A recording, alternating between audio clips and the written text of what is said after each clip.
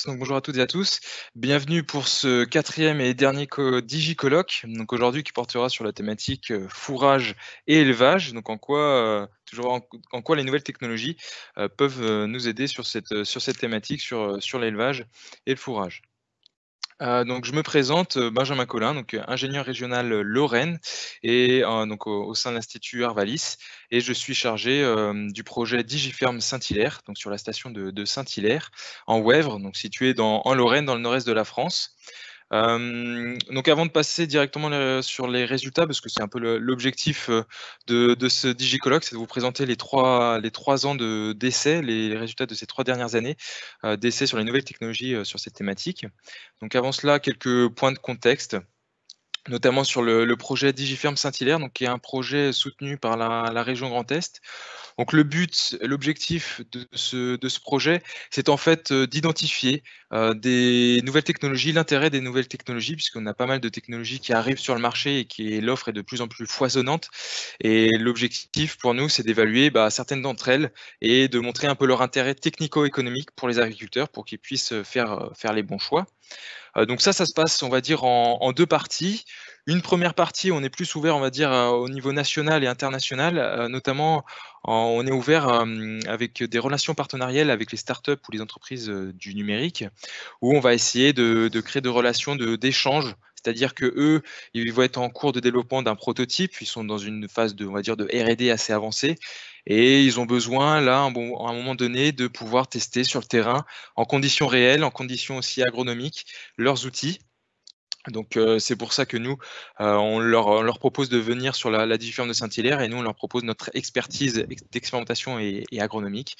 Donc voilà, c'est, on va dire, un échange de co-innovation et d'évaluation mutuelle pour que derrière, ils améliorent leurs produits et que ça soit, d'intérêt lorsqu'ils vont le commercialiser, sur le marché agricole. Donc ça, c'est la première partie. La deuxième partie, c'est plus axé sur la région Lorraine, hein. On cherche en fait à diffuser ce qu'on a pu apprendre, ce qu'on a pu acquérir comme, compétences. Donc, on diffuse au plus grand nombre d'acteurs agricoles. Je pense notamment, on essaie d'avoir des échanges avec les pouvoirs publics, avec la région Grand Est, qui s'intéresse aussi à la thématique, du numérique, puisqu'elle a notamment, son propre projet, le projet Ferme du futur, qui essaie de voir un peu dans quelles circonstances on peut accompagner les agriculteurs dans une mutation numérique de leurs exploitations. On a des échanges avec, les organismes agricoles, on est plus, on va dire, sur la transmission de résultats ou sur la co-expérimentation. Et puis bien sûr, l'acteur qui nous intéresse principalement, c'est les agriculteurs. Donc tous les ans, on essaie de leur faire un retour sur les expérimentations qu'on a pu mener l'année dite, donc notamment lors des réunions d'actualité technique, d'automne ou d'hiver. Et donc le but, c'est que derrière eux, ils ont suffisamment de connaissances où ils savent que nous, on a bossé sur tel ou tel type de technologie et donc ils savent si ces technologies, on va dire, sont d'intérêt, pour eux, pour leurs objectifs et pour leurs, exploitations et donc que derrière, ils puissent faire les bons investissements. Si vous voulez davantage d'informations sur le projet, n'hésitez pas à regarder la vidéo qui vous a été envoyée via le mail de connexion, avec le lien de connexion. Et on a également une deuxième vidéo où là, c'est plus par rapport à la station de la Digiferm enfin la station de Saint-Hilaire-en-Ouèvre, puisque sur la station, on est sur une ferme expérimentale de polyculture élevage avec un atelier bovin viande et on travaille, on va dire sur d'autres thématiques, notamment sur la thématique système de culture, comment changer notre système de culture et c'est interconnecté, on va dire, avec les nouvelles technologies puisqu'elles vont nous aider à changer le système pour répondre à nos objectifs. Alors aujourd'hui, concrètement, comment ça va se passer ces 2 prochaines heures? Donc en fait, vous allez avoir la présentation des résultats sous 3 thèmes et à chaque, fin de thème, on va laisser place, on va dire, à 10 minutes de questions. Donc n'hésitez pas dès à présent à poser vos questions, hein. Si vous ne savez pas comment faire, vous allez sur la droite de votre écran. Normalement, vous avez une fenêtre blanche, qui s'affiche comme sur l'image. Si c'est pas le cas, vous cliquez sur le petit icône en haut à droite, un icône avec des bulles de bande dessinée, hein. Vous allez ensuite sur la colonne, Mes questions Et ensuite, vous allez, vous allez en bas poser votre question et vous pouvez même inscrire votre prénom juste au-dessus. C'est plus sympa pour nous, pour voir, qui est présent et puis, donc n'hésitez pas à les poser au cours, tout au long des présentations parce que donc il faut savoir qu'il y a un petit délai, hein, il y a à peu près 20-30 secondes entre ce que nous on peut dire et ce que vous recevez. Donc, n'attendez pas en fait la conclusion pour poser vos questions parce qu'on risque de les avoir un peu, on va dire, avec un décalage et d'être passé à autre chose. Donc, n'hésitez pas, dès que vous avez une question, vous la posez. Donc, sur la DigiFerm, on travaille, on va dire, sur 5 grandes thématiques, hein, depuis 2016-2017, depuis que le projet existe. Donc aujourd'hui, on va s'intéresser donc à la dernière thématique d'étude que sont, les fourrages et l'élevage. Donc aujourd'hui, je serai accompagné, de mes 2 collègues Didier et Anthony, que je laisserai se présenter. Je serai également accompagné de Nathalie Bigonneau, directrice, région Est et de Pascaline Pierson, ma collègue donc ingénieure régionale, sur la station de Saint-Hilaire, qui vont m'aider en back office à gérer vos questions. Donc je le rappelle, hein, n'hésitez pas à poser vos questions. Là, on est à peu près, 150 participants, donc on saura gérer toutes vos questions. N'ayez crainte. Donc, je laisse Anthony et Didier se présenter et passer aux résultats. Ok, bah merci beaucoup Benjamin. Didier Delot, moi je suis ingénieur régional fourrage, basé sur la DigiFerm de Saint-Hilaire-en-Wavre dans la Meuse. Anthony, je te laisse te présenter. Oui, et bonjour à tous, bonjour à toutes. Donc Anthony Huitval et je suis basé sur la station expérimentale d'Arvalis à La Jaillère, en Loire-Atlantique, donc polyculture élevage bovin-lait. Et je traite en particulier des questions qui ont trait à l'agronomie, la récolte et la conservation des fourrages. Ok, merci Anthony. Comme il a été indiqué, on va aujourd'hui sur les 2 heures, à venir, traiter du numérique au service à la fois des fourrages, mais également de l'élevage. Tiens, alors, Didier, juste une petite précision. Est-ce que tu peux enlever le petit rectangle là, voilà, ouais, c'est visible pour les participants. Nickel, merci. Ok. On va traiter de l'agriculture numérique. Donc sur cette DigiFerm de Saint-Hilaire, qui est une véritable vitrine de l'agriculture numérique en polyculture élevage. Donc elle met au point, elle teste un certain nombre d'outils numériques, un certain nombre de services connectés, à la fois pour les grandes cultures. Alors les 3 précédentes sessions de cette semaine s'en sont fait largement l'écho, mais également sur les fourrages et sur l'élevage. Et donc c'est ce secteur d'activité que nous allons vous présenter au cours de cette session. En 2 mots, la DigiFerm de Saint-Hilaire, elle s'appuie sur une exploitation qui fait 130 hectares, dont 60 hectares de surface consacrés aux grandes cultures et 70 hectares consacrés aux prairies permanentes, qui sont valorisées par un troupeau de vaches allaitantes charolaises, 55 vaches allaitantes charolaises, conduits en système naisseur-engraisseur. Et l'exploitation possède donc également un atelier d'engraissement de jeunes bovins de 170 places. Et c'est sur ce terrain de jeu, je dirais, que l'on a testé un certain nombre d'outils et de services connectés. Alors, je voudrais juste redire 2 mots sur un peu le contexte régional. La région Grand Est, elle se caractérise par près de 40% des exploitations qui ont une activité d'élevage, soit dans l'élevage pur, soit dans un cadre de polyculture élevage. Et si on s'intéresse plus spécifiquement à la Lorraine, où est positionnée la station de Saint-Hilaire, ce pourcentage monte à près de 80%, 76% des exploitations ont de l'élevage, dont 30% dans un cadre de polyculture élevage. Donc c'était important que notre exploitation, donc notre DigiFerm, spécialisée dans la polyculture élevage, puisse témoigner des travaux qui y sont menés. Alors, ces exploitations de polyculture élevage, elles se caractérisent assez régulièrement par une taille relativement importante, avec plusieurs ateliers qui peuvent conduire à des points de travaux et qui peuvent conduire à des concurrences entre ateliers. Et d'autre part, sur ces exploitations, on va constater également un agrandissement des troupeaux, sans forcément avoir en parallèle une augmentation de la main-d'œuvre. Et dès lors, donc, le suivi quotidien de l'alimentation, le suivi du sanitaire, le suivi de la reproduction conduisent à une charge de travail croissante, sont de plus en plus difficiles, et surtout quand on est dans un contexte économique qui est de plus en plus tendu. De plus, les éleveurs, mais comme les autres actifs, aspirent à améliorer leurs conditions de travail, à réduire la pénibilité de ce travail. Et dans un certain nombre de cas, on peut avoir aussi des lieux d'habitation de l'exploitant qui peuvent être éloignés du siège de l'exploitation agricole ou être répartis sur plusieurs sites.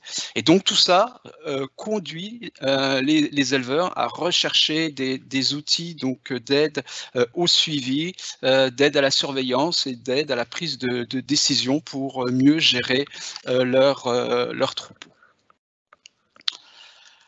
Si on poursuit dans le contexte, on est dans un contexte qui est quand même relativement favorable au développement de ces outils numériques, et l'élevage est certainement un des secteurs d'activité où les objets numériques sont les plus développés. On a l'émergence de capteurs qui arrivent sur le marché à des coûts alors relativement abordables. Alors abordables, on verra au fur et à mesure de la présentation que ça reste quand même des coûts relativement élevés, mais c'est souvent des capteurs qui ont pour origine des technologies qui viennent d'autres secteurs d'activité. On peut penser par exemple à l'industrie, et donc ils arrivent à des coûts plus abordables que s'ils avaient été développés spécifiquement pour l'élevage et pour l'agriculture. Et puis on constate une véritable explosion des objets connectés en agriculture, puisqu'on estime que cette année, on sera à près de 80 milliards d'objets connectés en agriculture sur le monde au niveau mondial. La deuxième raison qui fait qu'effectivement on a un développement de ces objets connectés, ça concerne la possession d'un outil que la majorité d'entre vous avez possédé, c'est le smartphone. Et quand on regarde un petit peu la possession du smartphone donc depuis le début des années 2010, on voit qu'on a une croissance vraiment exponentielle de cette possession, puisqu'on était avec moins de 15% des agriculteurs qui en possédaient en 2013 pour atteindre 71% des agriculteurs qui en possèdent en 2018. Et quand on compare ça à l'ensemble de la population française, on voit qu'effectivement dans l'agriculture on a un niveau de possession qui est supérieur à ce qu'on peut avoir dans l'ensemble de la population française. Alors le smartphone, il possède une grande modularité qui va permettre à chaque agriculteur d'adapter sa boîte à outils. C'est pour ça qu'on peut l'appeler le nouveau couteau suisse des agriculteurs. Va pouvoir adapter la fonctionnalité en fonction de son niveau de compétence et en fonction de ses besoins. Et aujourd'hui, le smartphone, il est capable d'intégrer un certain nombre de logiciels pour saisir par exemple des opérations, pour utiliser des applications, pour utiliser des outils de reconnaissance et de mesure, et puis également permettre l'accès à des bases de référence. Et puis dernière chose, quand on regarde un peu la possession des objets connectés, les agriculteurs, quasiment 40% des agriculteurs possèdent au moins un objet connecté, et quand on s'intéresse plus particulièrement à l'élevage bovin, on est quasiment à un agriculteur sur deux qui possède déjà un objet connecté. Donc voilà, je vous ai mis quelques exemples, caméra fixe, alarme, les DAC connectés et les robots de traite. Alors, on va essayer de préciser qu'est-ce qu'on appelle l'élevage de précision. L'élevage de précision, c'est ni plus ni moins que l'utilisation de capteurs électroniques qui sont généralement positionnés sur les animaux, qui vont collecter un certain nombre de données pour le suivi donc de paramètres de comportement ou des paramètres de production des animaux. Ces capteurs vont être associés à des systèmes de traitement de l'information qui vont permettre de repérer des anomalies sur les animaux et donc d'alerter l'éleveur pour qu'il intervienne rapidement, précocement, soit directement sur l'animal, soit via des automates. On peut penser aux robots de traite, aux robots d'alimentation. Par contre, ce qu'il faut bien avoir en tête quand on parle d'élevage de précision, c'est que la place et le rôle de l'éleveur vont rester dans tous les cas fondamentaux, car c'est bien l'éleveur qui va continuer à observer ses animaux pour valider l'alerte et puis qui derrière prendra la bonne décision pour remédier aux problèmes détectés. Donc l'élevage de précision, l'élevage numérique ne va pas remplacer l'éleveur, mais par contre c'est vrai, va être une aide pour l'éleveur. Alors, comme le disait Benjamin, donc on va traiter de 3 thématiques hein, sur ce volet de l'élevage et des fourrages. Donc, une première thématique autour du pâturage, une deuxième thématique plutôt autour de la récolte des fourrages, et puis une troisième et dernière thématique autour de la conduite du troupeau. Et on va se répartir donc la parole avec Anthony. Hein. Moi, vous présentant plutôt les constats et les résultats des essais qu'on a pu mener nous sur la station de Saint-Hilaire, et puis Anthony nous donnant un peu une vision un peu prospective hein, de comment peuvent évoluer ces outils dans les années plus ou moins proches. Donc si on s'intéresse au pâturage, hein, on va traiter de trois thématiques, hein, l'herbomètre connecté, les clôtures virtuelles et puis la télédétection. Alors le premier outil dont on va parler, hein, c'est donc l'herbomètre connecté. Alors juste pour rappel, hein, l'herbomètre c'est quoi? L'herbomètre c'est un outil de mesure de la hauteur d'herbe qui est compressé par un plateau. Donc il existe des herbomètres manuels et il existe également donc des herbomètres électroniques. Nous on utilise donc le Grasshopper, hein, qui est un herbomètre irlandais qui dispose d'une fonction GPS qui va permettre dans un premier temps de pouvoir cartographier l'ensemble des parcelles, et une fois que cette cartographie a été faite, l'outil est capable de reconnaître automatiquement la parcelle dans laquelle je me situe au moment du démarrage de la séquence des mesures. Cette fonction GPS, elle a également la possibilité de géopositionner chacun des points de mesure dans la parcelle et de visualiser donc le trajet qui a été réalisé par la personne qui a mesuré. C'est ce qu'on voit un petit peu sur la petite photo qui est ici en bas. Et à l'issue donc de la séquence de mesures, on aura donc un calcul automatisé de la moyenne des hauteurs d'herbe à l'échelle de la parcelle. Alors, possibilité également via cette application hein, de renseigner toutes les données qui vont concerner par exemple la composition d'un lot d'animaux, les besoins alimentaires de ce lot d'animaux, et donc derrière on aura un planning prévisionnel de pâturage en fonction des hauteurs d'herbe qui ont été mesurées sur l'ensemble des parcelles à destination du lot. Donc par contre, ben, voilà, les inconvénients de ce type d'outils, ben, ils sont à peu près, je dirais, les mêmes que sur n'importe quel herbomètre. Hein. C'est que la première chose, ben, ça va toujours nécessiter du temps pour réaliser ces mesures. Hein. C'est un temps qui est vraiment incompressible. Il va falloir passer sur l'ensemble des parcelles, faire un nombre de points minimal pour avoir une bonne représentativité de la hauteur d'herbe et donc de la parcelle. Et donc ça, ben, voilà, ça c'est du temps à y passer. Et puis la deuxième contrainte, hein, ben, c'est l'effet opérateur propre à tout herbomètre. Hein. L'utilisation de l'herbomètre est quand même très liée, et les résultats qui vont être donnés par ces mesures-là sont très liés à la façon dont l'utilisateur va agir sur l'herbomètre, donc la pression qu'il va mettre sur la tige de l'herbomètre, également sur l'inclinaison de l'herbomètre par rapport au sol. Donc voilà, en fonction des mesureurs, on peut avoir des choses un petit peu différentes. Lorsqu'on va vous présenter chacun des outils, on a essayé également de vous donner un coût, hein, parce qu'on verra, tout à l'heure on a déjà abordé cet aspect-là, mais le coût il est quand même important à avoir un petit peu en tête. Donc voilà, le coût de cet herbomètre, il est autour de 1600 €. Alors c'est des tarifs indicatifs hein, qui peuvent varier plus ou moins, mais voilà, retenir un petit peu les grandeurs d'idées. Deuxième chose autour de la gestion du pâturage, hein, c'est les clôtures virtuelles. Et donc se dire que peut-être que cette photo, c'est peut-être une photo du passé, hein, puisque peut-être demain on n'aura plus de clôture physique sur nos exploitations. Alors le principe des clôtures virtuelles, c'est quoi?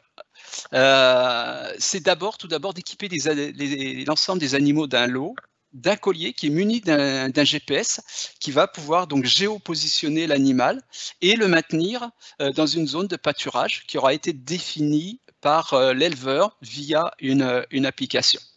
Ça, c'est le premier principe. Le deuxième principe, hein, c'est de créer un lien entre un signal sonore et puis donc une limite virtuelle qu'aura dessinée l'éleveur.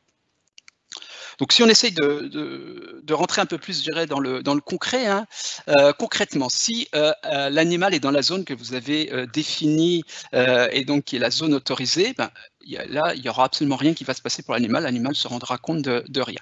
Par contre, s'il s'approche de la limite qui a été définie par l'éleveur, il va y avoir une émission d'une série de sons. Et si l'animal continue à avancer et franchit la limite, à ce moment-là, il va y avoir l'envoi d'un signal électrique par le collier qui va l'inciter à faire demi-tour et donc à rejoindre ses congénères.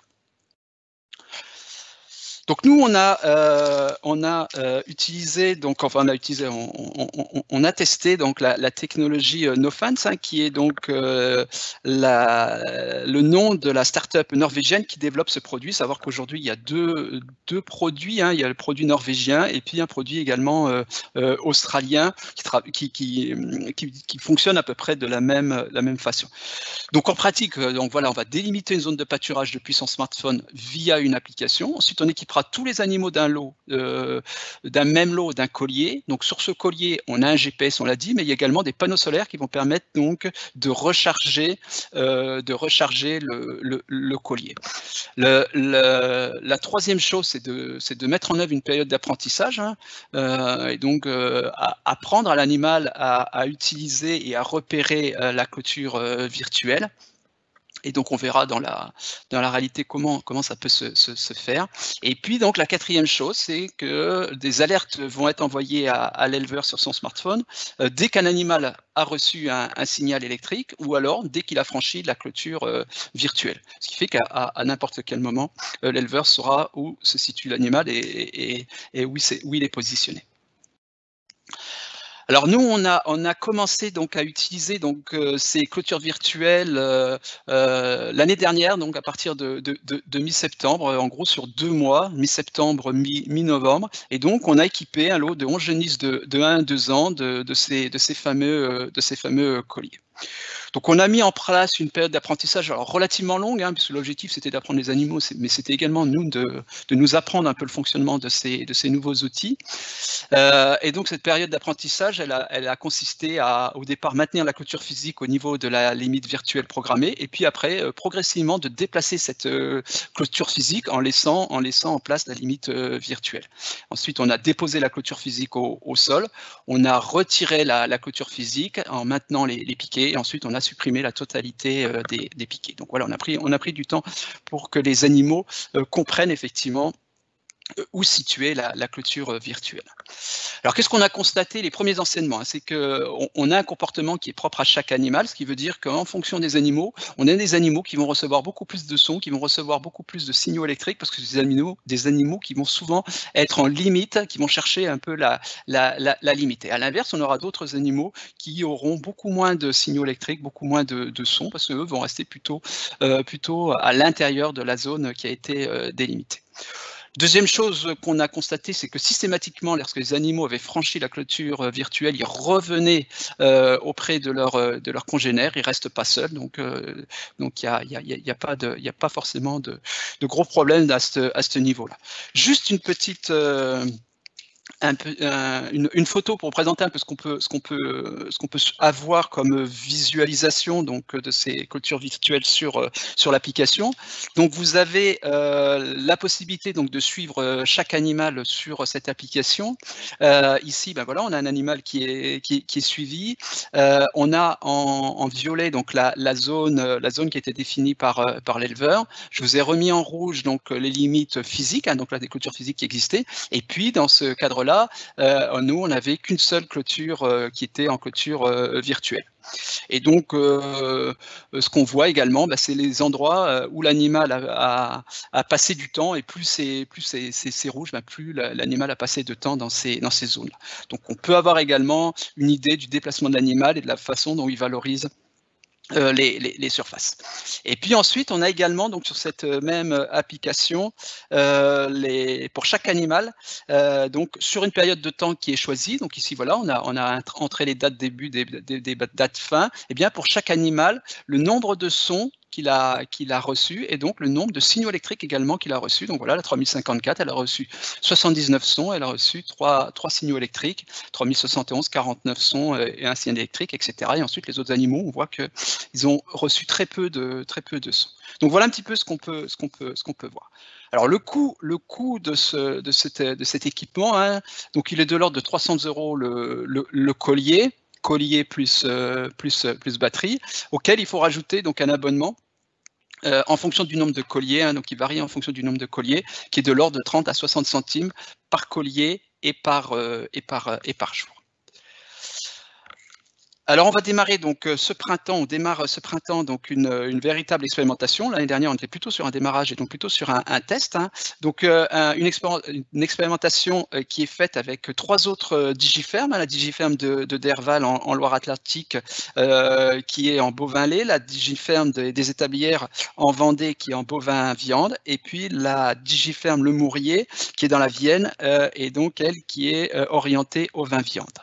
Et donc l'objectif de ces travaux sur ces 4 digifermes, ça va être de tester la faisabilité de l'utilisation du système de clôture virtuelle en troupeau allaitant, donc en règle générale plutôt sur des femelles, des jeunes femelles, dans un contexte donc, de pâturage tournant simplifié, donc entre 5 et 7 jours par parcelle, et donc son impact sur l'activité des animaux. Donc on aura 2 lots de génisses, un lot qui sera conduit en clôture physique, et puis un lot qui va être conduit avec des clôtures virtuelles. Et donc derrière, ce qu'on va mesurer, on va mesurer les activités des animaux au pâturage, et je reviendrai sur cet aspect activité parce que ça nous paraît hyper important. Et donc on a la possibilité, grâce à des colliers accéléromètres, de mesurer des temps d'ingestion, des temps de rumination, des temps de repos. On mesurera également les performances des animaux au pâturage, donc on aura la différence entre les 2 lots. On regardera un petit peu la capacité des animaux donc, à apprendre à faire le lien entre ce signal sonore et la limite virtuelle.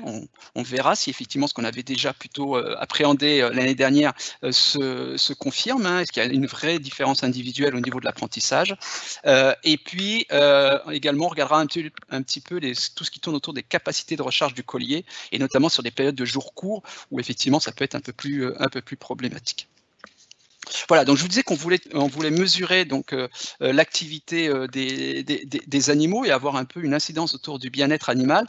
Eh bien, parce que d'ailleurs, on s'est appuyé sur des travaux qui avaient été faits par un institut de recherche irlandais qui est le TIGATS, hein, donc en 2015, hein, sur des vaches laitières, où sur la période d'apprentissage, ils avaient regardé comment évoluer donc les activités des animaux. On va juste s'intéresser à 2 chiffres, hein, le temps passé au pâturage et le temps passé où les animaux sont debout et inactifs.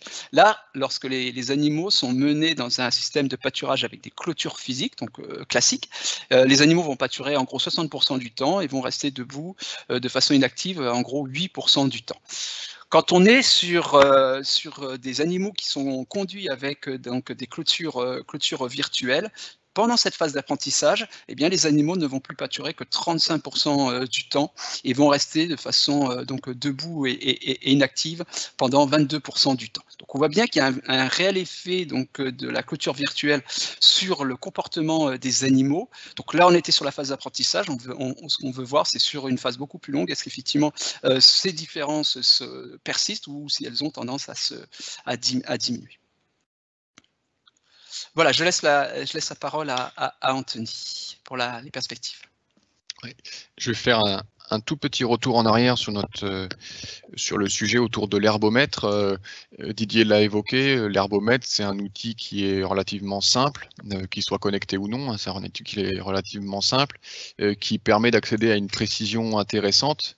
Ça, c'est plutôt le côté des avantages. Et puis, si on regarde les inconvénients, c'est qu'on a une contrainte finalement un peu logistique. Si on veut disposer de l'information de la hauteur d'herbe valorisable dans les différentes parcelles, eh bien, il faut visiter chacune de ces parcelles pour avoir l'information. Et puis, du coup, si possible, assez fréquemment, en tout cas en période de forte pousse, pour pouvoir piloter le pâturage. Donc, cette contrainte-là, elle peut nous amener à se poser la question de en quoi la télédétection peut remplacer l'herbomètre ou compléter l'herbomètre, puisque ça pourrait permettre du coup de s'affranchir de ces inconvénients-là. Alors, on peut aussi raisonnablement se poser cette question-là parce qu'on connaît les applications de la télédétection qui rendent différents services sur d'autres cultures. Je pense entre autres aux céréales à paille et au colza. Alors, ce n'est pas une nouveauté dans le monde des prairies, dans le monde des fourrages, puisque vous connaissez très certainement l'indice de production des prairies, donc qui est fourni par l'entreprise Airbus et qui est utilisé, qui fait foi, qui fait office de référence dans le cadre de l'assurance prairie, où c'est la télédétection et la chaîne de traitement de l'information. Il faut bien distinguer le vecteur qui est le satellite, les capteurs qui l'embarquent, et la chaîne de traitement ou l'algorithme qui permet de transformer on va dire tous les signaux qui sont acquis en une variable d'intérêt, en l'occurrence le rendement, la production d'une prairie. Alors ce service, il existe. On n'est en tout cas pas à une échelle qui permet du pilotage d'un point de vue géographique, puisque l'outil travaille à ce qui est appelé des zones de prairies homogènes. Donc sans être beaucoup plus précis, c'est en tout cas des mailles géographiques qui sont de l'ordre de plusieurs kilomètres carrés. Donc on n'est évidemment pas dans une notion de pilotage tactique en cours de campagne, à l'échelle d'une exploitation et encore moins d'une parcelle. Et puis tout ça est positionné par rapport à une moyenne historique. Donc, si vous voyez la carte en dessous, les couleurs, c'est la moyenne de l'année, en l'occurrence j'ai pris 2019, par rapport à ce qu'est la moyenne sur la période de référence, et là aussi en l'occurrence 2001 à 2018. Voilà, donc c'est des choses qui existent, ça veut dire il y a une certaine sensibilité du capteur à pouvoir juger d'une situation, on va dire, moyenne, à au contraire excédentaire ou déficitaire. Voilà, donc c'est des choses qui existent, mais qui ne permettent pas aujourd'hui du pilotage. Et si on poursuit, et qu'on regarde ce qui est aujourd'hui conduit par certains de nos partenaires, et notamment la Chambre d'agriculture de Loire-Atlantique, dans le cadre du projet CASDAR qui s'appelle AirDect, justement la question et l'objectif de ce projet-là, c'est d'étudier en quoi la télédétection peut permettre d'accéder à ce genre de service. Alors les objectifs généraux du projet, ils sont de trouver le meilleur indice ou la meilleure combinaison d'indices spectraux, sous-entendu des signaux qui sont captés par les capteurs qui sont soit sur le satellite du réseau Sentinelle, donc des données gratuites, ou par l'intermédiaire du vecteur drone, donc là qui est piloté sur site. Pour accéder à l'information, biomasse valorisable, production, rendement, on appelle ça comme on le souhaite, pour une valorisation pâture ou par une valorisation par de la fauche. Alors très rapidement, si je présente les deux types d'outils qui sont mobilisés, les deux types de vecteurs, il y a le satellite par le réseau Sentinelle. Donc là, on est sur une maille géographique qui est dite à haute résolution. Donc on est sur du 10 mètres par 10 mètres. Donc là, on peut raisonnablement penser qu'on peut rentrer dans une dimension de pilotage. Et un pas de temps d'acquisition qui est tous les 5 jours. Donc le satellite passe tous les 5 jours. Ceci dit, il passe tous les 5 jours, mais si le jour où il passe, il y a une couverture nuageuse, on ne peut pas s'en affranchir et donc on n'a pas accès à l'information. Donc ça, c'est la première difficulté à envisager et j'y reviendrai plus tard. Et puis, on a des capteurs qui ont 13 bandes spectrales. Je ne vais pas rentrer trop dans les détails, mais ça donne un niveau de précision, un niveau de finesse de l'acquisition des informations. Concernant le vecteur drone, là, on est sur une résolution spatiale qui est encore plus fine, puisqu'on est sur des pixels qui font de l'ordre de 15 cm par 15 cm. Alors, ça peut presque prêter à sourire quand on est dans du pilotage à l'échelle d'un paddock qui fait plutôt un demi-hectare ou plus. Mais en tout cas, voilà, on a la possibilité là aussi d'accéder à du pilotage assez fin. Une acquisition de l'information qui se fait à la demande, alors sous réserve là aussi de disposer d'un pilote de drone. En tout cas, on s'affranchit de la difficulté potentielle liée à la présence d'une couverture nuageuse, et on a un capteur qui est un petit peu moins précis, vous voyez, jugé par le nombre de bandes spectrales. Voilà pour les deux types de vecteurs qui sont utilisés. Et si on regarde un petit peu d'un point de vue des résultats, on peut les juger en premier lieu encourageants. Alors je vais vous décrire un petit peu ce qui est présent sur le graphique de droite qui est présenté, qui sont finalement des résultats obtenus une année sur un site et à différentes périodes. Alors qu'est-ce qu'il indique ce graphique? Vous retrouvez en abscisse la biomasse qui a été réellement mesurée au sol avec des mesures à la moto faucheuse. Et sur l'axe désordonné, ce qui est appelé un indice de végétation ou une combinaison d'indices spectraux qui sont obtenus par différents vecteurs. En l'occurrence, ce qui est rapporté ici, c'est ce qui a été acquis par drone. Et puis, on peut regarder la qualité du lien qui existe entre ce qui est prédit par l'indice de végétation et puis la réalité mesurée sur le terrain. Alors, au global, hein, si on dézoome beaucoup, qu'on regarde le R carré qui donne une certaine idée de l'ajustement de la prédiction, on est sur un lien qui est assez satisfaisant. Et puis, si on allait un petit peu plus loin et qu'on regardait l'écart type résiduel ou l'erreur de prédiction, on est sur des choses qui sont tout à fait acceptables. C'est particulièrement vrai des récoltes d'avril ou des récoltes de mai, enfin en tout cas de ce qui a été récolté à ces périodes-là. Et puis là où on sort complètement, j'allais dire, de la prédiction et qu'on n'est plus sur des choses qui sont satisfaisantes, on est sur des récoltes de juin. Donc ça veut dire qu'il y a un effet ici période, alors qui peut cacher plein de choses, hein, qui peut cacher un effet notamment stade de la biomasse, surface foliaire qui pourrait être déjà affectée par exemple du stress hydrique. Un taurinier d'Anjou, on est en Pays de la Loire. Donc voilà, plein de choses qui font penser que c'est plutôt encourageant, mais qu'il y a encore du travail à fournir pour améliorer ça. Et ça, c'était, j'allais dire, un peu connu d'avance, puisque par rapport aux services qui existent par ailleurs, j'ai cité sur d'autres espèces, hein, les céréales à la paille et les colzas, quand on est en milieu prairial, on a une hétérogénéité qui est beaucoup plus forte. Il y a plusieurs familles, donc graminées, légumineuses, et diverses également. Au sein de ces familles, plusieurs espèces, souvent dans les prairies, et puis aussi souvent plusieurs variétés. Et là où on retrouve ce qui peut être source d'un bruit de fond important, c'est les conduites, les modes de conduite, les pratiques et l'exploitation qui sont, j'allais dire, moins homogènes que ce que l'on peut retrouver avec d'autres cultures que j'ai citées. Ça, c'est, on va dire, dans ce qui concerne l'algorithme, un peu ce qui est sous le capot. Et puis, dans les conditions de mise en œuvre, il y a quand même aujourd'hui des difficultés identifiées. Je l'ai cité déjà quand j'ai présenté les vecteurs, mais notamment la couverture nuageuse qui peut faire que finalement, on se retrouvera sans acquisition à un moment donné et qui peut être un moment du coup important pour le pilotage si on est en pleine croissance des prairies. Si je prends l'exemple du drone qui lève cette contrainte-là, on a par contre une difficulté qui est plutôt liée à la logistique et dans la capacité à trouver, à mobiliser un pilote de drone, puisqu'il y a une habilitation particulière. Voilà ce qu'on peut dire sur la mobilisation de la télédétection pour se soustraire, j'allais dire, à l'herbomètre. On peut se dire que si demain on aboutit, évidemment se posera la question du prix auquel on est capable de proposer ce service-là, mais si on se prête un petit peu à rêver et qu'on est capable de prédire ça, j'allais dire, depuis le bureau, et qu'on est aussi capable de délimiter une surface accessible, ou en tout cas les paddocks, hein, on n'enlèvera peut-être pas demain les barrières ou les clôtures physiques qui délimitent les bords de parcelles pour plein de raisons, notamment de sécurité, eh bien on pourrait rentrer dans un pâturage numérique, dynamique, qui ferait qu'on ferait encore mieux coïncider l'offre aux besoins des animaux, et ça notamment en mobilisant des outils comme je viens de citer là. Voilà ce qu'on peut dire pour cette première séquence autour du numérique et de la gestion du pâturage, et on va prendre un petit temps d'échange et de questions.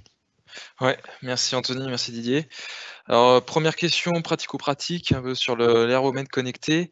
L'utilisation de l'herbomètre connecté nécessite-t-il un paramétrage numérique des parcelles à l'avance? Parce que c'est vrai que, donc il a précisé, hein, en grande culture, quand on est sur l'autoguidage, des fois il faut un peu définir, on va dire, la ligne de départ ou on va dire sa parcelle. Est-ce que là, il y a besoin d'avoir ce type de prérequis ou de première utilisation? Alors a priori non, hein, ce qu'il va falloir à un moment donné, c'est effectivement faire le tour de la parcelle pour délimiter la parcelle. Donc c'est la partie qui va concerner donc le découpage parcellaire et le repérage des différentes parcelles. Mais ensuite, alors après la précision, elle n'est pas non plus, elle est pas au centimètre ni aux dizaines de centimètres, hein, elle est de l'ordre d'une paire de mètres, hein. Mais derrière, voilà, c'est suffisant par rapport à ce qu'on qu'on souhaite faire pour ensuite avoir les mesures qui soient géopositionnées et avoir une idée du parcours qui a été réalisé. Après, la question qu'on peut se poser, c'est demain, comment on peut valoriser ces mesures qui sont géopositionnées en essayant d'avoir un peu une image 3D de la hauteur de l'herbe dans la parcelle. Donc ça, c'est peut-être des évolutions sur lesquelles il faudra réfléchir pour avoir une idée un peu de la pousse de l'herbe à l'échelle d'une parcelle et de la diversité des hauteurs d'herbe sur la parcelle, quoi. D'accord. Toujours un peu sur l'aspect utilisation de l'herbomètre. Il faut combien de points par parcelle pour être bien représentatif? Enfin, on va dire pour un hectare. À l'hectare, il faut combien de points de mesure? Alors, l'intérêt de l'herbomètre connecté, c'est effectivement qu'on peut multiplier le nombre de mesures. Hein. Quand on était avec l'herbomètre classique, on disait une vingtaine de mesures par hectare. Là, on va être plutôt sur une cinquantaine de mesures par hectare. Donc, on a la possibilité, parce qu'on gagne quand même du temps, hein, en termes de temps passé entre un herbomètre manuel et un herbomètre connecté. On peut estimer que voilà, le temps gagné, c'est de l'ordre de 40%. Donc ce temps-là, il peut être optimisé pour multiplier le nombre de points et avoir une fiabilité sur la donnée moyenne de hauteur d'herbe de la parcelle, quoi. Ok. Donc on est nous ici sur Saint-Hilaire, sur une moyenne de l'ordre de 50 mesures par hectare. Ok, bon bah t'as bien répondu à la question suivante qui était justement sur le temps de mesure. Alors, question suivante, donc là on parle de l'utilisation de clôture virtuelle sur des troupeaux de bovins. Est-ce que c'est utilisable en ovin caprin? Donc tu l'as dit, hein, il y a des essais qui sont menés sur d'autres digifermes. Est-ce que tu peux préciser si tu as un peu des éléments de précision sur les expérimentations? Est-ce que c'est les mêmes par exemple qu'en bovin? Est-ce que c'est des différentes? Alors, ce qu'il faut savoir, c'est que la technologie NoFence, elle a été développée au départ sur du caprin. Et donc, la société norvégienne a démarré ses colliers, elle les a adaptés au caprin et ensuite a adapté ces colliers aux bovins. Donc, ils ont fait vraiment le chemin inverse, hein, de celui qu'on est en train de faire nous. C'est plutôt voilà, des colliers adaptés au caprin qu'ils ont ensuite transformés pour les adapter aux bovins. Alors après les essais vont être à peu près les mêmes, en sachant que en règle générale les lots de brebis seront forcément beaucoup plus importants que des lots de bovins, puisque là je vous disais voilà, on va être autour d'une dizaine de genisses. Quand on est sur des troupes ovines, ben voilà, on est quand même sur des nombres forcément beaucoup plus importants. Sur le comportement des ovins, a priori, il y a aussi une bonne capacité d'apprentissage de ces colliers-là, et donc la capacité à allier à la fois le son, le signal électrique et la clôture et la limite virtuelle, d'après les travaux qui ont été menés notamment en Norvège. Mais voilà, l'objectif au Mourier, c'est vraiment également de le valider sur des ovins. C'est des problématiques qui peuvent être un peu différentes, hein, sur la conductivité du collier, avec des animaux qui ont de la laine qui peut être isolant, et donc derrière des signaux électriques qui ne seront peut-être pas forcément aussi bien perçus par l'animal qu'en bovin. Mais voilà, on va avoir des protocoles qui vont être assez similaires pour pouvoir ensuite tirer des enseignements et puis tirer parti du réseau des digifermes pour pouvoir communiquer ensuite sur ces colliers, sur les différentes espèces. Ok. Alors, il y avait une question sur le prix. Alors, c'est vrai que tu as dit que c'était développé à l'origine en Norvège sur les ovins caprins. Oui. Est-ce que tu sais s'il y a eu une diminution du prix? Ou l'état, on va dire, de vente de ces différents colliers qui pourrait amener à espérer que les coûts diminuent et que ça soit plus accessible? Est-ce que tu as des infos là-dessus? Alors, je n'ai pas forcément d'infos, mais on va le voir, hein, tout au long de cette matinée. On est quand même encore aujourd'hui sur des coûts qui sont relativement élevés. Si demain ces outils se démocratisent un peu et se développent, je pense effectivement les prix vont être amenés à baisser. Alors aujourd'hui, je dirais c'est pas tant le collier qui est cher, parce que voilà, un collier 300 € avec la batterie, si on estime voilà une durée de vie de 8 à 10 ans, bon ramener à l'animal et ramener à l'année, c'est pas forcément très cher. Ce qui coûte cher aujourd'hui, c'est quand même l'abonnement, hein, parce que je vous disais entre 30 et 60 centimes par jour et par collier, c'est ça quand même qui aujourd'hui reste relativement élevé. Et je pense que demain, si on veut que cette technologie elle se développe également, il faudra que ce niveau de prix des abonnements soit réduit. OK. Alors il y avait des questions un peu sur la précision de la limitation de la limite de la clôture virtuelle, de la limite que peut faire l'éleveur. Notamment, il y avait des questions, est-ce que c'est possible de faire des pâturages au fil? C'est-à-dire, de déplacer, on va dire, mètre par mètre, cette limite, sur plusieurs jours. Et il y avait un peu cette même question aussi sur la possibilité d'utiliser ces clôtures sur des parcelles, on va dire, où il y a des arbres, d'arboriculture. Est-ce que tu peux préciser un peu l'ordre d'échelle de précision de cette limite virtuelle? Alors ça, c'est une précision qu'on va essayer d'acquérir nous justement dans le cadre de cet essai, parce qu'on a du mal à avoir cette précision quand on contacte la start-up norvégienne. Donc au vu des essais qu'on a fait, enfin des tests qu'on a fait l'année dernière, voilà, un déplacement mètre par mètre, à mon avis, c'est pas envisageable. La précision, elle est pas au mètre près. La précision aussi, elle va dépendre beaucoup de la façon dont se déplace l'animal. Si l'animal se déplace de façon très très lente, on a une précision qui sera beaucoup plus bien meilleure que si l'animal se déplace très très rapidement.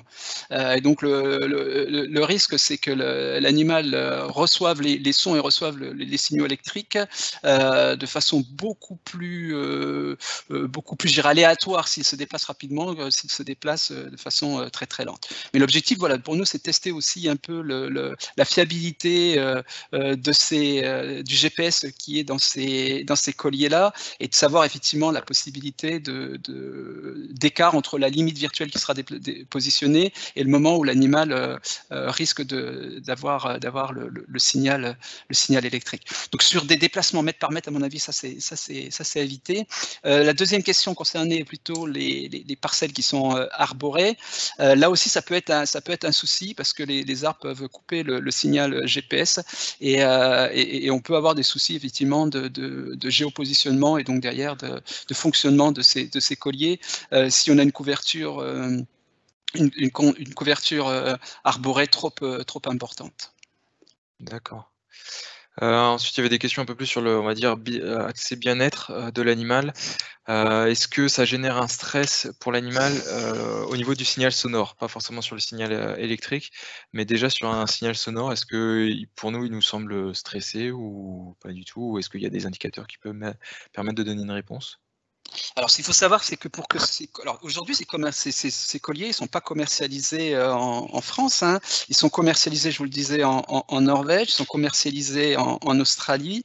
Et donc, pour qu'ils soient commercialisés, il y a eu des études qui ont été réalisées à la fois donc par l'université norvégienne de sciences du vivant, donc pour la Norvège, et puis par une organisation de recherche scientifique et industrielle du Commonwealth en Australie. Donc, ils ont travaillé justement sur ces aspects bien-être, puisque c'était une des nécessités pour pouvoir mettre sur le marché ce type de produit dans leur propre pays. Donc au niveau des sons qui sont émis, c'est des sons qui sont quand même relativement faibles, hein, si on le compare au son d'une cloche d'un animal. Je pense qu'il est 10, 15, 20 fois moins fort que le son émis par ces cloches-là. Après, la question qu'on a, et ça c'est ça qu'on veut aussi regarder, c'est est-ce que le son émis par un animal, est-ce qu'il a un impact sur les animaux qui sont à proximité de l'animal? Est-ce que ça, effectivement, ça incite l'animal qui reçoit le son à faire demi-tour, mais est-ce que ça ne perturbe pas aussi les autres animaux? Donc ça, c'est une question à laquelle il faut qu'on essaye de répondre. Sur le son, c'est a priori, sur l'animal, ça ne le stresse pas du tout, mais quel est l'impact sur les animaux qui sont autour? Ça, pour le fait, on n'a pas la réponse, quoi. OK. Est-ce que tu peux préciser, il y avait une question sur le temps d'accoutumance au collier. Est-ce qu'on a pu voir ça un peu, nous, chez nous, sur les premiers essais, enfin pré-expérimentation? Et comment on peut observer ça, le fait qu'il y a une accoutumance ou du moins le suivi dans le temps du son, des déclenchements, électriques? Alors, oui, alors nous, je vous l'ai montré tout à l'heure, hein, on a fait une phase d'apprentissage relativement longue, hein, on l'a fait durer 3 semaines, donc c'est relativement long. Dans la partie expérimentale, en accord avec les autres fermes expérimentales et en accord avec nos fans, on va la réduire à une dizaine de jours.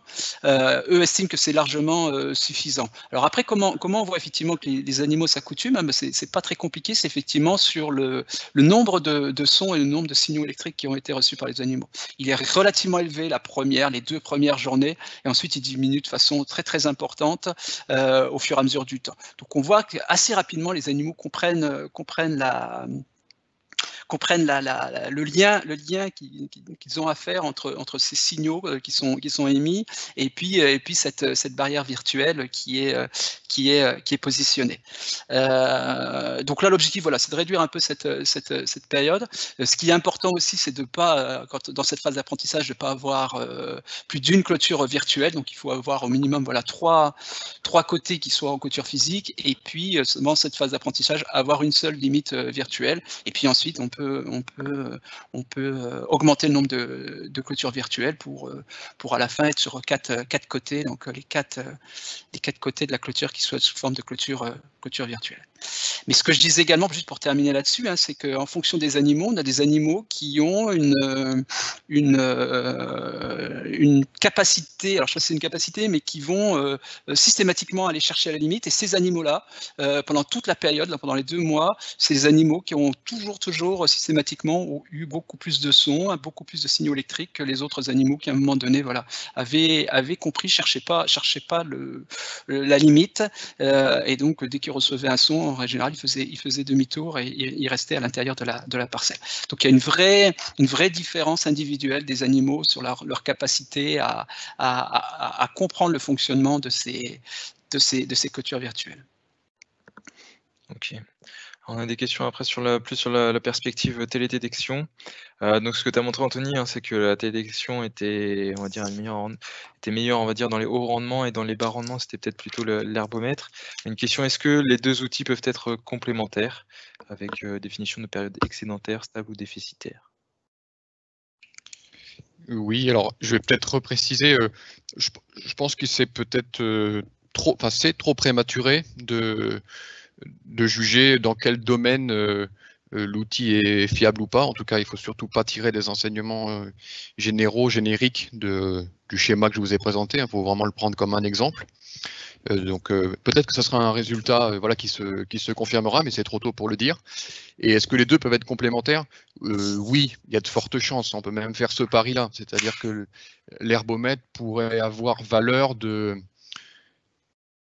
vraie, entre guillemets, qui servirait au recalage, on va dire, du modèle en général, dire bah, voilà, dans mon milieu, quand l'indice me donne je veux dire 200, hein, si l'indice de végétation donne 200 et que ça donne une équivalence à 800 kg, eh bien non, c'est pas 800 kg, c'est plutôt 1000 chez moi, kilos de matière sèche hectare, donc ça pourrait avoir valeur, comme je dis, de recalage, et puis aussi de capacité à compenser s'il y a une grosse couverture nuageuse et qui pourrait éventuellement être prévue, c'est-à-dire le satellite, on ne lui fait pas changer de route comme ça, donc il est prévu qu'il passe demain, mais demain, c'est couverture nuageuse toute la journée, enfin, la journée de minuit à minuit, eh bien, on pourra pas acquérir l'information, donc ça nécessitera un déplacement à l'herbomètre. Voilà comment on peut imaginer les complémentarités. OK. Alors une dernière question et puis après on passera au reste de la présentation. Une dernière question sur est-ce qu'on a travaillé sur les modèles de prédiction de la pousse de l'herbe, alimentée par des stations météo intraparcellaires? On sait que nous on avait parlé dans les digicolocs qu'il y avait, ce genre de modèle pour les grandes cultures, pour le blé. Est-ce que ça existe, en herbe et notamment avec l'utilisation de stations météo intraparcellaires? Alors est-ce qu'il y a aussi un intérêt à avoir des stations météo intraparcellaires? La question est plus que légitime. Par contre, je ne suis pas sûr qu'aujourd'hui, ça soit la précision de la donnée météo qui soit le facteur limitant dans notre capacité à prédire la pousse de l'herbe. c'est plutôt le fait, quand j'évoquais la complexité du milieu, son hétérogénéité, c'est plus ça qui est source d'imprécision que le manque de précision dans la température du couvert, puisque aujourd'hui, avec le maillage de stations météo, j'allais dire qu'elles soient connectées ou non, on pense que la précision est suffisante. C'est sûr qu'avoir une station météo locale, hein, qui serait connectée ou en tout cas qui illustrerait un milieu plus local, permettrait d'améliorer cette précision. Mais une fois de plus, je ne pense pas que ça soit le facteur limitant. Et pour répondre à la question, existe-t-il des modèles de pousse de l'herbe?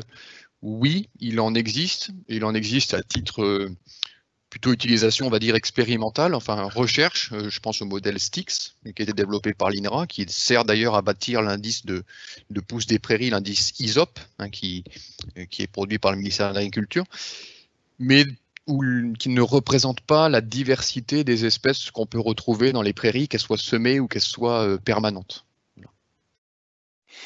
Ok, très bien. Bon, moi, je vous laisse continuer sur la suite des résultats. Ok, donc on va passer donc à la deuxième grande partie de la présentation, donc plutôt là sur les récoltes des fourrages. Et donc là, on abordera deux thématiques, hein, les sondes de température et puis les capteurs miniatures, donc infrarouges. Donc sur la station de Saint-Hilaire, donc on a testé donc une sonde de suivi de température connectée, hein, qui est la sonde vigithermique de la société Pampas. Donc il s'agit d'un boîtier connecté, hein, qui est équipé d'une sonde de température, hein, donc avec des longueurs qui peuvent varier en fonction du type de botte qu'on peut avoir, mais voilà, c'est vendu avec des sondes de 50 cm, mais on peut avoir également des sondes de 1 mètre, voire des sondes de 1,50 m. Et donc, ces sondes, elles sont en capacité de mesurer la température en continu à l'intérieur des bottes de foin, et donc elles vont nous informer toutes les heures. On a une donnée qui est mesurée toutes les heures. Et donc, l'éleveur va être alerté par SMS ou éventuellement par mail dès que la température va dépasser 40 degrés. Il y a une possibilité également pour l'éleveur de fixer ses propres seuils d'alerte, et donc l'ensemble de ces mesures, elles sont consultables sur un graphique sur le site internet de la startup. Alors pour illustrer ça, je vous ai mis donc un graphique, hein, qui montre les courbes d'évolution donc de la température de deux bottes de foin. Ici en rouge, une botte qui a été volontairement pressée encore humide, hein, qui a 78% de matière sèche avec une durée de séchage qui a été réduite. Et puis la seconde qui a été pressée à 88% de matière sèche. Donc on voit bien sur la botte qui est la plus humide, hein, on constate bien dès les premières heures une élévation de la température, qui est liée à des phénomènes qu'on connaît bien, hein, qui sont des phénomènes enzymatiques, hein. Les cellules de fourrage sont encore actives, elles continuent à respirer, et donc derrière c'est elles qui vont conduire à une élévation de la température, et on voit que là on a dépassé les 50-55 degrés de température. Et puis on a donc ensuite une baisse des températures, mais avec des petites reprises de température, hein, qui sont souvent liées. Alors les cellules du fourrage à ces périodes-là, elles ne sont plus actives, mais on a un développement donc de micro-organismes, que ce soit des levures, soit des moisissures, qui vont conduire à cet échauffement de fourrage. Quand on voit par contre sur la botte sèche, on voit effectivement que cette botte-là, elle perd rapidement donc de la température. Cette température, elle descend assez rapidement, elle va se stabiliser autour de 20 degrés, et les légères remontées qu'on peut avoir, elles sont souvent concomitantes, hein, l'évolution de la température, c'est la petite courbe en bleu, hein, température ambiante moyenne, voilà, en fonction de la température extérieure, on peut avoir des élévations de température. Alors, si on évalue cette sonde-là, on estime qu'effectivement le point positif, hein, c'est que voilà, on a un suivi régulier des températures, hein, je vous le disais toutes les heures. L'alerte est relativement fiable, hein, sur smartphone, hein, donc c'est vraiment des sondes qui sont intéressantes pour détecter des risques d'incendie, donc c'est quand même ce qu'on leur demande en premier. Par contre, c'est vrai que ce qui serait intéressant de travailler à partir de ces données de température, c'est d'essayer d'avoir des algorithmes qui pourrait nous prédire la baisse de valeur alimentaire, soit en fonction de l'élévation de la température, soit en fonction donc, du pic d'élévation, soit en fonction de la durée d'élévation de la température, ce qui pourrait permettre à l'éleveur d'avoir également assez rapidement une idée assez précise donc, de la valeur alimentaire de son fourrage. Donc voilà, ces sondes-là, elles sont autour de 390 €, abonnement inclus. Donc voilà, Anthony, je te redonne la main pour les perspectives. Ouais, on va poursuivre. Alors tu viens de faire le lien puisque tu as évoqué la question de la valeur alimentaire.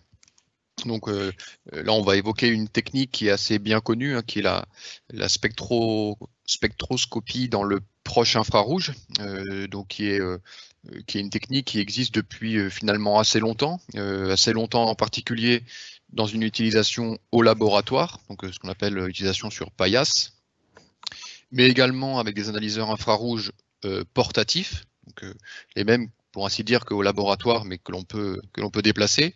Et puis, depuis près d'une dizaine d'années désormais, des capteurs qui peuvent être embarqués sur différents engins, et on peut évoquer le cas, l'exemple des ensileuses, avec des analyseurs embarqués.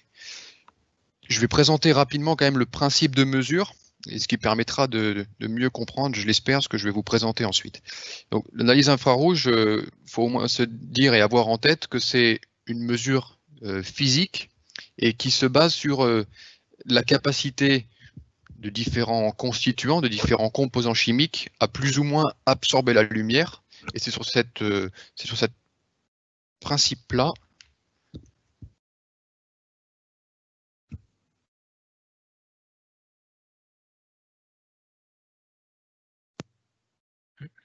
Tu n'arrives pas à passer à la suite?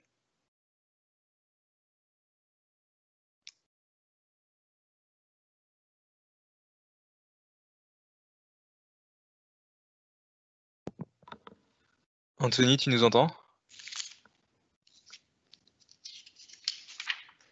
Didier, je sais pas si tu as la main ou pas. Oui, j'ai la main. Ouais. Hop. Je n'entends plus Anthony. Il a dû peut-être désactiver son micro.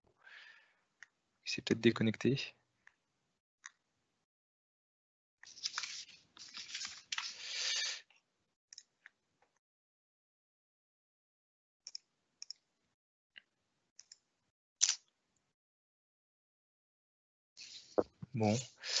Bon, est-ce qu'à la limite on peut reprendre puis en attendant qu'il puisse revenir, Anthony? Je sais pas s'il est présent ou il va peut-être se reconnecter. Il a un petit souci, on va dire temporaire.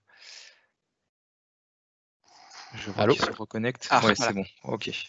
Le mauvais moment. Ouais. Voilà, je poursuis. Pas de souci. Je vais reprendre le contrôle. J'en étais au fait que c'est la technologie infrarouge, c'est une mesure physique qui est basée sur le fait que différents constituants chimiques ont une capacité à plus ou moins absorber un rayonnement que l'on émet.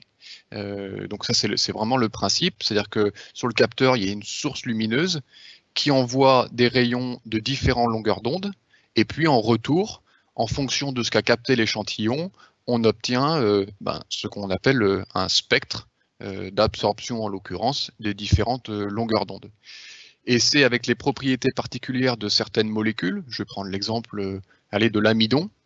Si ici on dit que l'amidon, on sait qu'il a une capacité à être plus ou moins absorbé à telle longueur d'onde, et bien ensuite on bâtit ce qu'on appelle une calibration ou une équation d'étalonnage qui fait le lien entre le spectre d'absorption des différentes longueurs d'onde et la teneur en l'aliment, le fourrage, la matière qu'on est en train d'analyser et les différentes teneurs des constituants. Voilà. Donc ça peut être fait sur plusieurs matrices différentes. Quand on dit matrice, c'est ce que l'on va chercher à analyser. Alors, c'est pas nouveau dans l'analyse des fourrages, puisque c'est ce qui est aujourd'hui l'analyse la plus utilisée, la méthode d'analyse la plus utilisée par les éleveurs. Elle a l'avantage d'être moins chère que l'analyse chimique de référence, donc qui est un dosage. Donc là, on dose directement la teneur en amidon, en protéines, en fibres. Donc c'est plutôt moins cher. Malgré tout, c'est pas quelque chose que l'on peut faire tous les jours ou en tout cas très fréquemment pour s'adapter à de la variabilité. On a pris, si je reprends l'exemple de tout à l'heure, dans un lot de balles de foin, certaines qui auraient chauffé, d'autres pas. Bien du coup, on est sur du foin qui provient d'une même parcelle, mais d'une zone qui était un peu plus à l'ombre, une zone un peu plus mouillée. Et il y a eu des répercussions de la conservation sur la valeur alimentaire. Mais du coup, on ne peut pas le capter balle par balle. C'est aussi vrai de l'hétérogénéité, par exemple, entre balles enrubannées, ou c'est vrai aussi, mais dans une moindre mesure, au silo. Un silo a tendance un peu à homogénéiser les valeurs. Par contre, quelque chose qui peut être très hétérogène au front d'attaque d'un silo, c'est la teneur en matière sèche.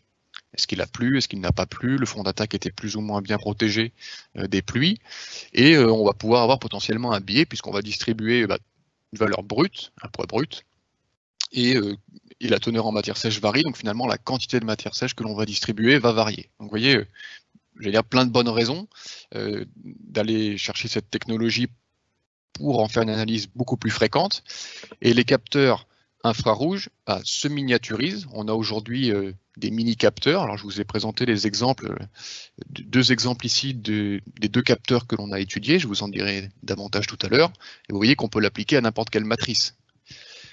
On va essayer de se positionner un peu en amont du beefsteak, on va remonter sur les fourrages et se poser la question, alors le prix se miniaturise, mais la qualité, est-ce que finalement elle suit le prix ou est-ce qu'on peut encore disposer d'une qualité suffisante? Alors pour répondre à cette question, on a mis en place des premiers tests en 2019, en particulier sur la digiferme de Saint-Hilaire en Wavre, mais également sur la station expérimentale de la Jaillère, pour disposer, alors pourquoi 2 sites, pour disposer d'une diversité plus importante dans la nature des échantillons qu'on a traités. Alors pour ça, on a utilisé 2 capteurs miniatures, je vous donne leur petit nom, le Telspec et le SIO, et on s'est prêté à l'analyse de près de 200 échantillons de maïs fourrage en vert, où on a acquis les spectres, donc sur ces différents échantillons, dans l'objectif de prédire, de voir quelle était la capacité de prédiction de la teneur en matière sèche de ces échantillons. C'était une première mise à une sorte de preuve un peu de concept, de la capacité de l'outil à prédire ce critère-là. Notre mesure de référence, c'est la teneur en matière sèche qu'on a obtenue dans des étuves ventilées, qui est considérée comme étant la valeur vraie, la valeur de référence. Et désormais, et c'est un travail qui est en cours, il faut bâtir les équations de calibration, et ce n'est qu'ensuite qu'on pourra juger de la capacité de ces différents capteurs à prédire avec une précision donnée la teneur en matière sèche. Alors, on ne s'est pas attaqué à ce sujet-là complètement par hasard, c'est que ces capteurs miniatures, ils ont déjà fait la preuve de leur capacité à prédire ce critère-là, donc la matière sèche, sur des matrices comme le grain, par exemple, le blé ou l'orge, dans une moindre mesure le maïs grain, avec une précision intéressante, mais on est sur des matrices là, grains qui sont relativement homogènes. Donc on a dégradé un peu cette homogénéité avec des échantillons de maïs fourrage vert et on va chercher à savoir si la capacité, la fiabilité, la précision est maintenue. Si ça aboutit avec une précision suffisante, eh bien on peut imaginer de nombreuses perspectives d'utilisation, comme sur du maïs fourrage vert, déterminer la date de récolte avec plus de précision que ce qu'on est capable de faire aujourd'hui, multiplier les points de prélèvement dans une parcelle, mieux percevoir l'hétérogénéité d'une parcelle, estimer des rendements. C'est assez facile aujourd'hui d'avoir accès à de la donnée poids brut, que ça soit en pesant d'ébène, même si évidemment on n'a pas tous des ponts bascules dans les fermes, c'est évident, mais il y a différentes possibilités de peser ou sur des placettes, du brut. L'accès à la teneur en matière sèche est plus délicat, plus difficile, donc ça pourrait être résolu. Et puis également, et ça je l'évoquais déjà, l'ajustement des quantités distribuées.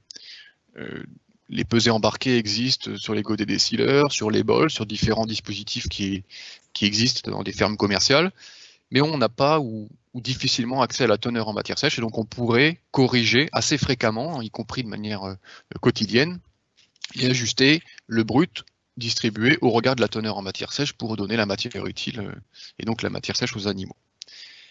Ça, c'est des répercussions opérationnelles assez immédiates et puis d'autres perspectives, on va dire, qui méritent d'être avant ça à étudier, évidemment, c'est de s'attaquer à la prédiction d'autres constituants chimiques, comme la protéine, comme l'amidon, comme les fibres, comme les sucres. La liste est assez longue. Finalement, essayer d'analyser les mêmes paramètres que ceux que l'on fait au laboratoire. Premier point. Deuxième point, sur d'autres fourrages.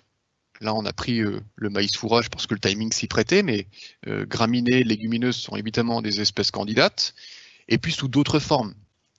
En verre toujours, mais aussi en fermenté, voire en foin, puisque ce que je n'ai pas mentionné, c'est que les calibrations bâties, elles sont spécifiques du paramètre qu'on souhaite analyser, du type de fourrage, de l'espèce en l'occurrence, si on retient ça, et puis de la forme, verre, fermenté ou séché. Donc voilà, vous comprenez qu'il y a finalement quand même pas mal de travail de R&D en amont, mais on y travaille, et si on débouche, effectivement, il y a des répercussions et des utilisations immédiates assez intéressantes auxquelles on peut penser.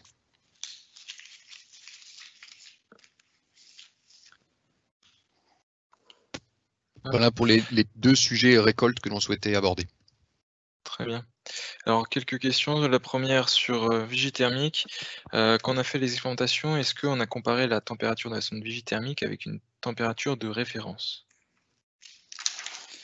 Alors oui, on avait une autre sonde qui n'était pas une sonde connectée, hein, une sonde qui qu'on utilisait habituellement pour prendre la température dans les bottes, qui nous sert également à prendre des températures de litière. Et donc d'ailleurs voilà, on a vérifié effectivement ces données-là, et on est sur des choses qui sont quand même très proches, quoi. Donc au niveau précision des données température, elles sont plus que correctes, quoi. Très bien. Ensuite, on a des questions donc sur l'analyse infrarouge. Alors c'est vrai que pour info, hein, on a également illustré l'utilisation de l'infrarouge sur les sols, sur l'analyse des sols avec l'aspect qu'on avait présenté mardi. C'est vrai que maintenant, aujourd'hui, on l'utilise en élevage avec les différents fourrages. Alors il y avait une question parce que c'est vrai que l'infrarouge est également utilisé au laboratoire, et il y a des contrôles qui sont effectués, on va dire, dans le temps, et même on va dire un calibrage, on va dire assez régulier. La question est un peu sur la durabilité, le vieillissement de ces capteurs qui sont un peu nouveaux. Est-ce qu'on a des références dessus, ou même bien sur le calibrage qu'on peut en faire? Oui, très bonne question. Le premier point, et je me permets de l'évoquer là, il y a déjà sur le papier une grosse différence de prix. Hein, je ne l'ai même pas évoqué, mais les appareils en laboratoire, hors calibration, on parle d'outils qui sont hors courbe de calibration, hein, qu'il faut acheter souvent en plus ou bâtir soi-même. On est plutôt de l'ordre de 20 à près de 30 000 euros. Les outils miniatures dont j'ai parlé, on est sur quelques centaines ou jusqu'à 2000 euros. Ouais, donc il y a déjà un pas assez important, donc c'est assez légitime de se poser la question de capacité, fiabilité du capteur, et puis dans la suite, comment on entretient le tout. Alors il y a une procédure d'étalonnage, c'est-à-dire aujourd'hui, même si ces outils ils sont vendus nus, c'est-à-dire qu'ils n'ont pas de calibration, hein, on peut acquérir des spectres évidemment, mais on n'a pas leur interprétation. Il y a une procédure d'étalonnage qui existe, qui est propre à l'outil, propre au capteur. Ça c'est le premier point. Et puis le second point, il est assez clair qu'il y a un besoin de mettre à jour, d'enrichir fréquemment la base de données de référence pour améliorer toujours, sans cesse, c'est de l'amélioration continue, améliorer les calibrations. Et étant donné que ces outils-là, ils sont tous reliés avec, en gros, avec le cloud, il y a une application qui va chercher finalement la calibration, eh bien on peut penser que ces choses-là, on peut les améliorer en continu, puisqu'on n'a pas qu'une version physique de l'outil, mais il y a un lien aussi, il y a une capacité à mettre à jour, ce qui pourrait faire partie du service que pourraient commercialiser des entreprises de ce type-là. Aujourd'hui, le capteur est vendu nu, donc charge à l'utilisateur de développer ses calibrations.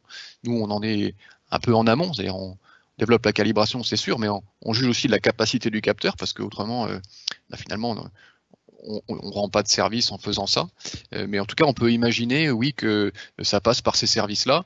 Ça méritera quand même que l'outil soit entretenu, d'une part, voilà, qu'il y ait des précautions d'usage, d'emploi. Et puis, qu'est-ce que je voulais rajouter? Excusez-moi. et puis qu'il soit utilisé aussi dans des conditions adéquates. On pense notamment à des questions de température, de variation de température. Il faudra brider un petit peu les conditions d'utilisation si on veut garantir la précision annoncée. Justement sur les calibrations toujours, est-ce qu'ils sont transférables d'un capteur à l'autre ou c'est vraiment, on va dire, il y a des calibrations spécifiques au capteur? Par exemple, là, pour le maïs, on avait testé 2, mais par exemple, c'est plus généralement, hein, sur d'autres mesures. Est-ce que c'est des équations propres à un matériel, à une marque? Alors ça, c'est des aspects que je ne maîtrise pas sur la partie infrarouge en tant que telle. Je sais que ces questions de compatibilité se posent, y compris pour des appareils utilisés en laboratoire. Pour les 2 que l'on a utilisés, je ne saurais pas répondre. D'accord. Et je m'engage à y répondre après. Ouais. Et comment il y avait une question, c'est plus sur, la charge de travail qu'on a pu avoir pour, mettre en place toutes ces expérimentations. Parce qu'il y avait une question d'une personne, Catherine, qui demandait, si on pouvait utiliser ces équations, enfin ces capteurs infrarouges sur, par exemple, l'analyse de feuilles d'arbres, de frênes, de châtaigniers et qu'actuellement il n'y a pas d'équation, qui existe. Alors est-ce que tu peux donner peut-être un ordre d'idée de la lourdeur de ce type d'expérimentation? Oui, alors peut-être pour répondre déjà techniquement, avec l'infrarouge sur le papier, rien n'est interdit. Par contre, tout le boulot, c'est de se constituer cette base de valeurs de référence, et valeur de référence, quand on dit valeur de référence ici, donc c'était la matière sèche à l'étuve. Lorsqu'on parle d'autres constituants que j'ai évoqués, protéines, amidon, fibres, sucre, là ça va être un dosage, en gros en éprouvette au laboratoire. Donc à partir du moment où on a ces références-là, il s'agit juste de voir si on est capable, et avec quelle précision on est capable de prédire ça. Le boulot, je suis encore aujourd'hui assez mal à l'aise pour répondre, c'était une première mise de notre part, et on va voir s'il faut complexifier les manips ou au contraire si on peut se permettre de les simplifier, dans le sens où par échantillon, on a acquis plusieurs spectres, d'accord, de l'ordre de 15, 15 spectres par 15 spectres par échantillon. Donc 15 spectres, il faut se dire que c'est par échantillon de l'ordre de 1 minute et demie à 2 minutes d'acquisition stricte. Bien sûr qu'il y a la préparation de l'échantillon, bien sûr qu'il y a le référencement, donc qui peut engendrer des coûts analytiques assez importants. En l'occurrence, l'étuve, il n'y a que des coûts de fonctionnement assez faibles, mais pour de l'analyse, il y a un coût analytique important. Et puis, il y a tout le travail qui là est géré par nos spécialistes, justement de bâtir ces calibrations. Et c'est un travail qui est en cours, donc je ne saurais pas encore calibrer, sans mauvais jeu de mots, le temps nécessaire. Très bien, merci pour ces réponses. On peut passer à la suite de la présentation. Ok, donc je reprends la main donc sur la dernière partie, donc sur les outils au service de la conduite du troupeau, et donc on va traiter là essentiellement donc d'outils numériques. Alors, c'est pas le cœur de métier d'Arvalis que de tester, de réaliser des essais sur les outils de monitoring. Donc, ce que je vais vous présenter là, c'est pas une évaluation de ces différents outils. Cependant, en tant que DigiFerm, on souhaitait vous apporter donc notre témoignage d'utilisateur de ces outils sur notre troupeau allaitant, et d'essayer donc, dans la mesure du possible, de vous présenter de la manière la plus objective possible les points positifs qu'on en retire, et puis les points d'attention sur lesquels également il faut avoir l'œil. Alors les capteurs, ils sont relativement nombreux, on l'a déjà dit tout à l'heure, ils permettent de gérer cette approche individuels. Ils vont automatiser des mesures qui peuvent être réalisées par les éleveurs, mais donc des mesures manuelles ou alors des mesures visuelles, par exemple, voilà, détecter un chevauchement, détecter un vélage. Et puis, ils vont nous permettre également de mesurer des paramètres qui, eux, sont plus difficiles à détecter. C'est par exemple, voilà, mesurer l'activité d'un animal, mesurer un temps de rumination. Voilà, c'est des choses quand même qui sont un peu plus compliquées à détecter et à évaluer par un éleveur. Alors les capteurs, voilà, des capteurs, il y en a un nombre relativement important, et je dirais que depuis le milieu des années 2000, il y a eu un développement de ces capteurs. Il s'agit principalement donc de capteurs qui sont embarqués sur les animaux. On peut avoir quelques capteurs qui sont fixés sur les automates, notamment comme des robots de traite.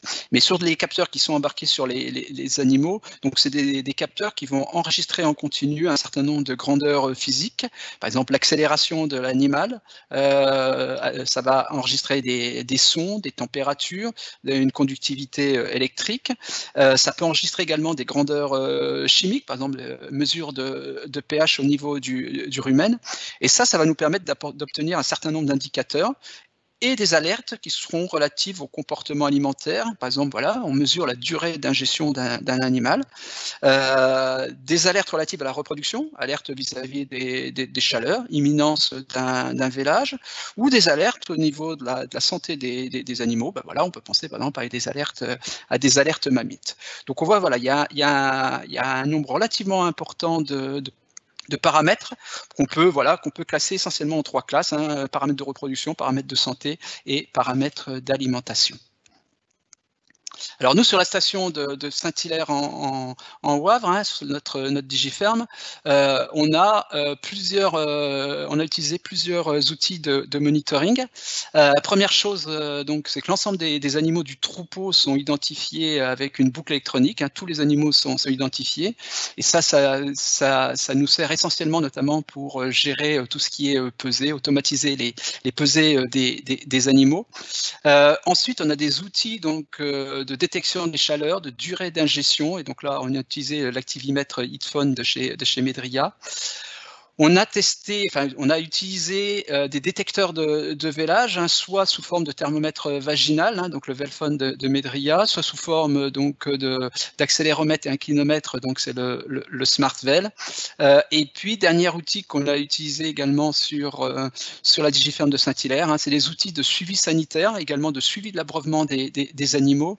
Et pour ça, donc on a eu recours au bolus ruminal Sanphone donc de Medria. Alors, je vous disais que l'identification électronique des animaux, c'est quelque chose qu'on avait mis en œuvre sur la station de Saint-Hilaire. Aujourd'hui, c'est quand même une pratique qui est essentiellement présente en troupeaux laitiers, hein, puisque la majorité de ces boucles se retrouvent dans les troupeaux laitiers, 90% en lait ou en troupeaux mixtes. Hein. Un peu moins de 9000 élevages qui sont équipés.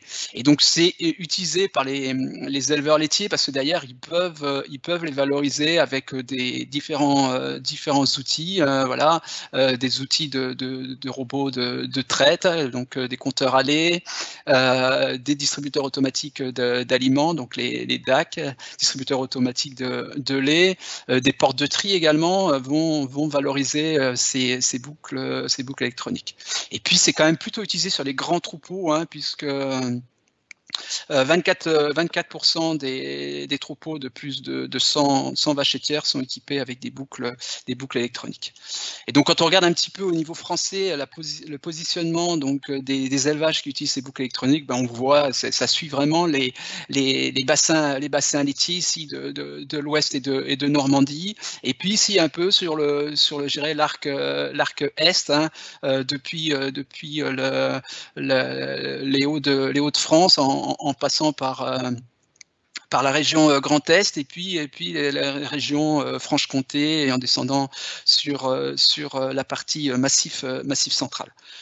Alors c'est vrai que quand on regarde, si on se compare à d'autres pays, hein, comme le Royaume-Uni, l'Italie, l'Allemagne, ben le taux d'équipement en boucle électronique dans ces pays est souvent beaucoup plus important. Et si on va encore un petit peu plus loin, ben c'est des équipements qui sont quasi systématiques dans des pays comme les États-Unis ou comme l'Australie. Alors, si on s'intéresse aux produits de monitoring pour détecter donc les chaleurs, pourquoi c'est important effectivement d'avoir ces outils d'aide à la détection des chaleurs? Ben, il y a plusieurs raisons. C'est qu'aujourd'hui, on constate quand même que les chaleurs, elles sont de moins en moins longues et elles s'expriment de moins en moins bien. Et le constat, c'est que plus de la moitié des chaleurs durent moins de 7 heures. Donc, ça fait un laps de temps relativement court, hein, pour repérer ces chaleurs, sachant que d'autant plus 40% des chaleurs ont lieu uniquement la nuit, et que les chevauchements surviennent voilà, pour 3 quarts entre 20h et 6h du matin. Donc c'est vraiment des périodes où il est quand même assez difficile d'être dans les élevages, et donc on peut laisser passer un certain nombre de signes qui nous permettraient de repérer les chaleurs. Et puis voilà, pour enfoncer un peu encore plus le clou, on peut avoir jusqu'à 40% des vaches dans un troupeau qui n'acceptent jamais le chevauchement. Donc là, ça complique encore un petit peu les choses. Et donc tous ces points ont conduit depuis un certain nombre d'années à une dégradation des indicateurs à la fois de la fertilité. Voilà, on voit que réussite à l'IA première en troupeau laitier, elle est de l'ordre de 51%. Alors même si elle s'est un peu améliorée sur ces dernières années, on a quand même eu une chute depuis le milieu des années 90 et notamment dans les races les plus laitières. Pareil, dégradation des indicateurs de la fécondité, intervalle vélage du troupeau laitier, on est à 424 jours sur la campagne 2017-2018. Alors, en troupeau allaitant, voilà, l'objectif c'est bien d'avoir un veau par vache et par an en vache allaitante. Et donc d'ailleurs ça veut dire un intervalle vélage voilà, qui soit proche de ces 1 an. Et bien là encore on voit qu'on est quand même encore loin d'atteindre ces objectifs, puisqu'on est autour de 407 jours en charolais, 415 jours en limousin. Bon, c'est des chiffres de la région, mais les chiffres nationaux sont pas forcément meilleurs, voire un petit peu plus bas. Et donc derrière la nécessité de détecter donc ces chaleurs, ça peut passer par l'utilisation d'outils de détection. Alors il y a un certain nombre de familles, on a toute la famille des podomètres, donc qui vont plutôt mesurer l'activité des animaux, le déplacement des animaux. On a des détecteurs électroniques de chevauchement. On a des accéléromètres, on peut avoir en lait des dosages automatisés, par exemple de la progestérone, notamment dans le cadre d'utilisation de robots de traite. Sur la station de Saint-Hilaire, nous on s'est équipé donc d'un accéléromètre. Alors le principe de l'accéléromètre, c'est une mesure de l'ensemble des mouvements donc de l'animal. Ces mouvements, ils vont être pondérés en fonction de leur importance, et puis ils vont être comparés, l'activité donc du jour J va être comparée à celle des jours précédents. Et dès qu'effectivement on a une augmentation de ce niveau d'activité, l'éleveur va être alerté par SMS s'il y a une suractivité qui a été détectée.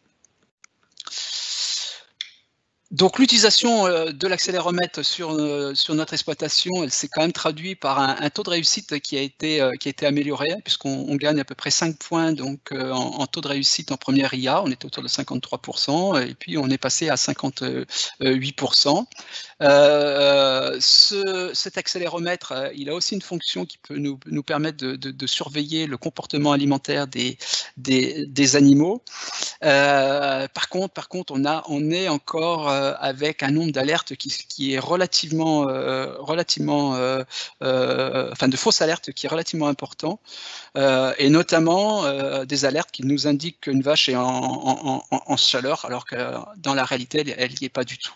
Donc ça fait beaucoup d'alertes, ça incite l'éleveur à les vérifier, et derrière, voilà, quand on a une masse d'alertes comme ça qui arrive, et à un moment donné, on va avoir moins tendance à surveiller, puisque derrière, il y a un nombre de fausses alertes qui peut être relativement important. Juste, je fais référence à un travail qu'avait fait l'Institut de l'élevage, qui avait enquêté 120 éleveurs, qui eux se disaient donc satisfaits à 90% de la facilité de prise en main de ce type d'outils de détection des chaleurs, mais par contre ils étaient plus que 56% à être satisfaits des performances de détection. Donc on voit que voilà, ça se rapproche un peu de ce qu'on peut avoir, et ils étaient plus que 37% à être satisfaits des performances de repro. Donc on voit qu'il y a quand même un gros travail encore d'amélioration, et notamment au niveau des algorithmes pour avoir une fiabilité qui soit un peu meilleure. Le coût de cet accéléromètre, il est de l'ordre de 110 € donc par animal, et puis derrière donc il y a un abonnement de l'ordre de 27 € par mois. Deuxième partie, donc tous les outils donc qui concernent la détection des vélages.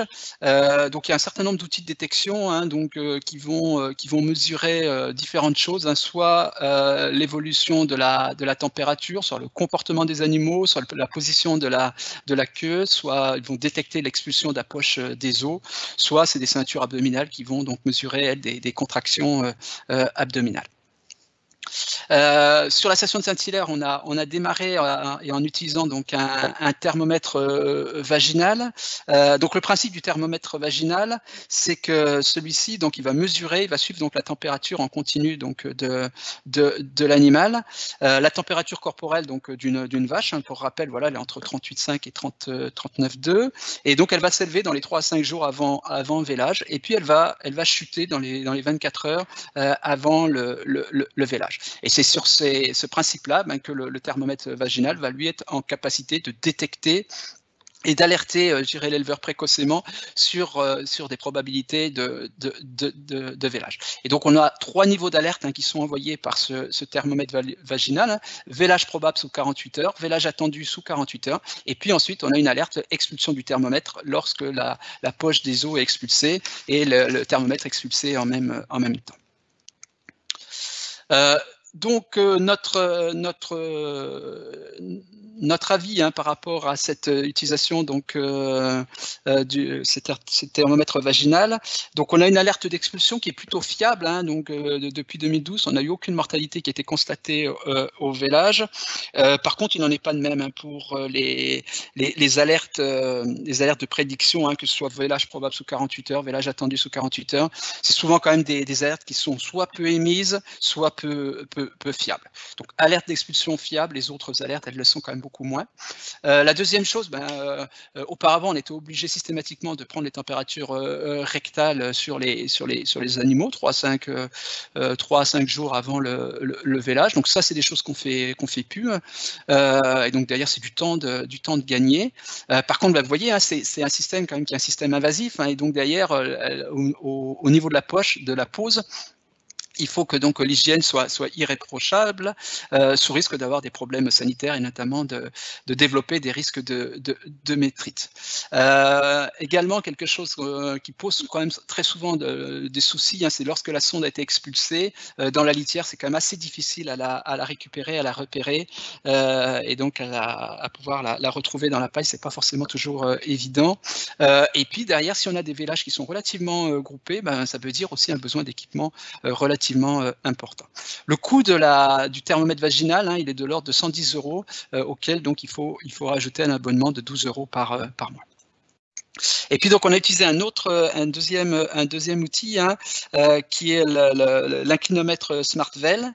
Donc voilà, qu'on va poser sur la queue de l'animal avec de l'adhésif. Donc c'est une alerte également là, une alerte qui est relativement fiable hein, quand on a l'alerte, le vélage il est vraiment en cours de démarrage. Contrairement au thermomètre vaginal, voilà, c'est un système qui est non invasif, hein, donc sur lequel on aura moins de problèmes sanitaires, qui est relativement facile à poser, et bon voilà, qui va nous donner une alerte dès le début du vélage. Donc ensuite on a le temps de venir pour assister ou pas au vélage.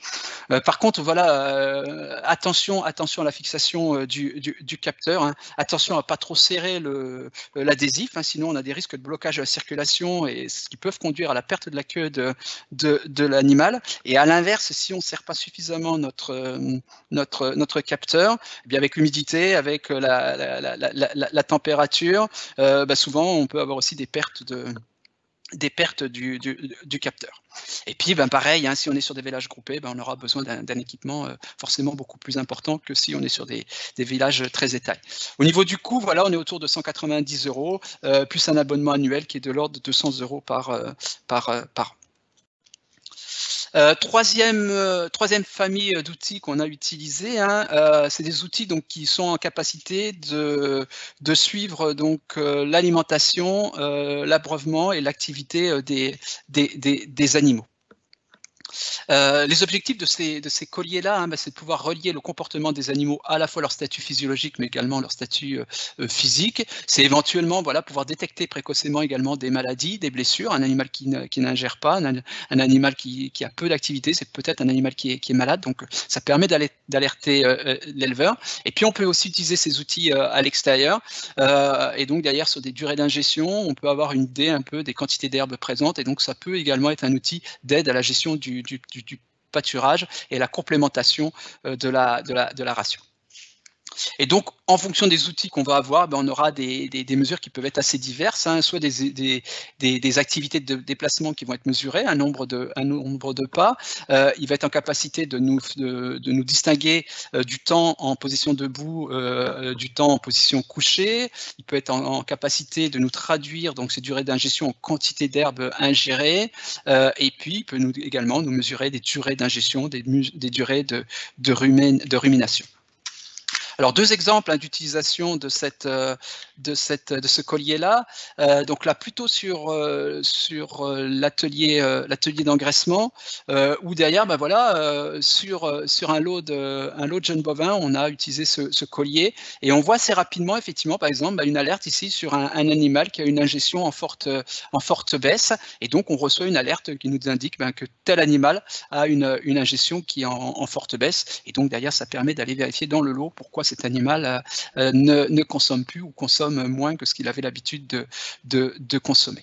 Ça, c'est le premier exemple. Un deuxième exemple, plus dans une démarche, je dirais, expérimentale, où on a utilisé ce collier pour mesurer l'incidence de la réduction de la place à l'auge et de la réduction de la surface de couchage sur le temps d'ingestion de nos animaux. Donc on avait trois lots de ces animaux conduits donc dans des box avec air raclé et air paillé, et donc on avait un témoin sur lequel on avait une surface globale qui était de l'ordre de 5,6 mètres carrés. On avait 55 cm de largeur d'auge, et puis on avait donc un lot sur lequel on avait réduit la place à l'auge.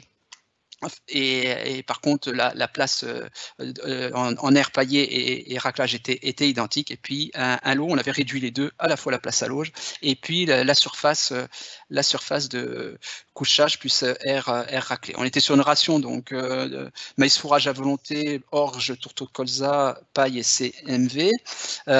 Et donc derrière, le constat qu'on avait, c'est que déjà sur on n'avait pas de différence significative entre les trois lots sur les performances de croissance et d'abattage. Par contre, on voyait bien qu'effectivement, au niveau des temps d'ingestion, alors si le temps d'ingestion moyen est à peu près similaire entre les trois lots, on voyait quand même que l'augmentation de la densité des animaux, l'augmentation de la réduction de la largeur d'auge, entraînait donc une diminution de la durée d'ingestion quotidienne et qui était associée à une augmentation donc de la vitesse d'ingestion qui permettait donc de maintenir ces niveaux d'ingestion.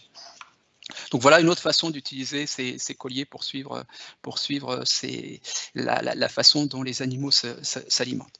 Et puis donc on a le bolus ruminal sanphone qui est aussi en capacité, on va le revoir tout à l'heure quand on parlera du sanitaire, mais qui est en capacité d'alerter l'éleveur sur des consommations d'eau qui peuvent être en forte baisse. Donc c'est un bolus qui est positionné dans le rumen de l'animal, qui mesure la température du rumen, et systématiquement chaque fois que l'animal va boire, on a une chute de température au niveau du rumen. Et donc on a des algorithmes qui permettent de relier cette chute de température à la quantité d'eau qui a été bu. Et donc le bolus est en capacité donc d'avoir des mesures régulières de la consommation d'eau et d'alerter également l'éleveur lorsqu'on a des consommations qui sont en forte baisse. Et ça, par exemple, c'est relativement intéressant, alors quel que soit le type de troupeau, parce que derrière ça indique un animal qui a des problèmes sanitaires. Ça peut aussi alerter sur des problèmes d'abreuvoir, mais voilà, quand on est par exemple dans un atelier JB sur lequel on va faire des cures introductives qui passe par l'eau de boisson, si un animal ne s'alimente pas en eau, derrière la cure introductive, elle aura quand même un effet plus que limité. Voilà, puis j'en terminerai sur ces outils, sur des outils plutôt donc de suivi sanitaire des animaux. Et donc là, on va on a plutôt utilisé ces outils-là sur l'atelier d'engraissement. Et ce qu'il faut savoir, c'est que dans les ateliers d'engraissement, donc les troubles respiratoires sont une des premières causes de maladies chez les jeunes bovins, et notamment dans les premiers jours, dans les 10 premiers jours qui vont suivre leur entrée, puisque voilà, on a une concentration d'animaux d'origine diverses, on a un stress qui est lié au changement d'exploitation, on a la mise en lot, tout ça, voilà, c'est des facteurs de stress qui peuvent être relativement importants et qui peuvent déclencher donc des maladies respiratoires sur les animaux. Et donc il y a beaucoup de travaux qui ont été menés, notamment donc Edward Timsit qui a mené des travaux qui a démontré que on avait des pertes de GMQ qui étaient avérées dès l'apparition donc d'hyperthermie sans expression de signes visibles. Et les premiers signes visibles, on voit qu'ils apparaissent quand même relativement tardivement après le début de l'hyperthermie, puisque voilà, les premiers signes qu'on peut détecter, c'est des écoulements nasales, donc voilà, qui vont intervenir en gros une vingtaine d'heures après le début de l'hyperthermie. Tout ce qui est des bruits pulmonaires anormaux, voilà, 38 heures, abattement 51 heures. La toux qui est quand même le signe qui va alerter l'éleveur, mais voilà, qui n'intervient que 64 heures en moyenne après le début de l'hyperthermie. Et donc pendant ces 64 heures, l'animal était malade et donc a commencé à être beaucoup plus abattu que si on avait pu détecter ces signes cliniques relativement précocement. Et donc détecter précocement ces signes, l'hyperthermie chez les animaux, va nous permettre de limiter les pertes de GMQ, mais également éviter des problèmes pulmonaires, éviter des lésions pulmonaires. Ça va permettre également d'avoir une efficacité autour des antibiotiques qui sera forcément bien meilleure que si on intervient beaucoup plus tardivement. Et puis ça peut également éviter l'émergence de bactéries et de germes antibio-résistants. Donc sur Saint-Hilaire, donc nous on a utilisé donc le bolus ruminal Sanfone. La première chose, c'est que derrière, on a gagné du temps de travail, puisque systématiquement, dans les 10 premiers jours, l'ensemble des animaux qui arrivaient en atelier d'engraissement étaient soumis à des prises de température rectale. Et donc voilà, sur un box de 18 jeunes bovins, prendre la température pendant 10 jours, ça représentait quasiment 3h30 de travail. Donc on multiplie ça par le nombre de box et on voit que voilà, c'est un véritable gain de temps. Le deuxième constat qu'on a fait, c'est qu'en détectant précocement ces maladies pulmonaires, on avait permis de réduire de façon relativement significative donc les traitements antibiotiques, puisqu'en gros voilà, on baissait de 20% par rapport aux périodes précédentes où on n'avait pas ces bolus ruminaux.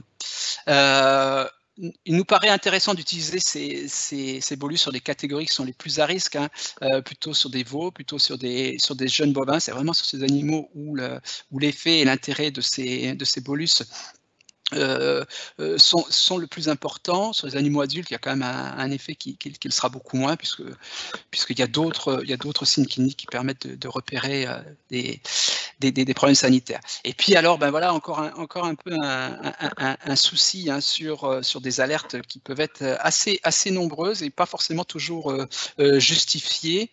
Et on estime que voilà, si vraiment on va avoir quelque chose qui soit beaucoup plus fiable, il va falloir combiner plusieurs signes d'alerte et pas uniquement des montées en température. Il faut associer par exemple de l'hyperthermie avec une baisse de consommation d'eau, de l'hyperthermie avec une baisse d'ingestion, une baisse de rumination, une baisse d'activité. Enfin voilà, il faut vraiment avoir un capteur qui nous cumule un certain nombre de critères qui va nous permettre effectivement d'avoir une fiabilité qui sera beaucoup plus importante et beaucoup plus intéressante pour l'éleveur et qui va lui éviter d'être confronté à une masse de fausses alertes. Le coût de ces bolus en fonction du type de bolus, pour les veaux, on va être sur des bolus autour de 40 €, sur des animaux un petit peu plus gros, type jeune bovin, on va être sur des bolus à 60 €, auxquels on rajoutera donc un abonnement de l'ordre de 12 € par mois. Donc voilà un peu ce qu'on souhaitait vous présenter ce matin autour donc, du numérique, de l'élevage et des fourrages. Donc en conclusion, voilà, on voit qu'il y a des systèmes d'alerte qui peuvent permettre quand même de sécuriser et d'optimiser donc la conduite de nos troupeaux, qu'on soit en lait, en viande, en ovin. On a des outils, alors voilà, qui sont plus ou moins performants, je vous en ai présenté un certain nombre, avec des niveaux de fiabilité qui restent à améliorer. Vous l'avez compris, le matériel, il reste quand même encore assez onéreux. Et donc, ce que je disais tout à l'heure, ces coûts de ces équipements, ils devront encore diminuer si on veut que demain, ces applications puissent se démocratiser dans l'ensemble des élevages. Alors après, la difficulté qu'on aura de toute façon, c'est d'essayer d'estimer les avantages coûts-bénéfices de ces outils, puisque quelle est la valeur qu'on peut attribuer à un meilleur confort de travail, une diminution du stress, à plus de tranquillité. Là, c'est difficile de mettre des euros en face. Quatrième chose, l'éleveur et son métier, il va évoluer. Il va devoir apprendre à gérer des outils du numérique. Il va devoir apprendre à analyser des informations fournir. Et puis, il faudra aussi qu'il soit capable de faire face à de nouvelles contraintes. Des déclenchements d'alerte à toute heure du jour et de la nuit. On est sur des outils en lecture continue. Alors même s'il y a un certain nombre d'outils, on peut décaler les alertes. On est sur des systèmes automatisés pour lesquels le risque de panne n'est pas forcément exclu. Et puis la dernière chose, c'est que l'éleveur il va se retrouver avec une accumulation d'informations. Donc comment il valorise cette information? Il y avait une étude qui montrait que 95% des informations, par exemple, fournies par un robot de traite n'étaient pas du tout valorisées par les éleveurs. Donc on voit que demain on a énormément de données, comment l'éleveur lui peut les valoriser, ou est-ce qu'il ne faut pas que ça reparte dans une banque commune où derrière on pourra aider l'éleveur à prendre les bonnes décisions. Mais je pense que à l'issue de cette présentation, ce sur quoi on voulait quand même insister, c'est que l'expertise de l'éleveur resteront dans tous les cas toujours indispensables dans le cadre de la conduite d'un élevage. Voilà, je vous remercie beaucoup de votre attention, et donc place aux dernières questions. Exactement, Didier, merci. Alors, première question sur le capteur Airphone sur les chaleurs.